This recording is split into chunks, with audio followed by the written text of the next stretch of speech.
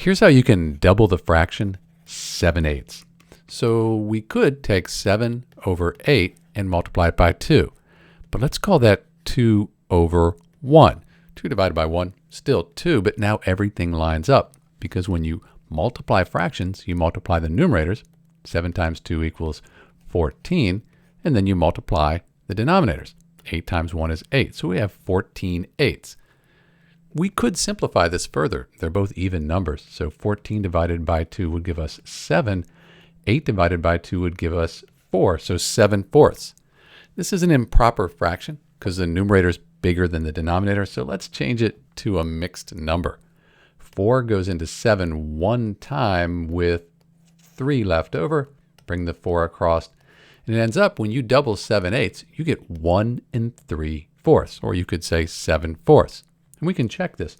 1 times 4 is 4. 4 plus 3 is 7. That's where we get this 7, and we just keep the 4 the same. That's it. That's how you double 7/8. This is Dr. V. Thanks for watching.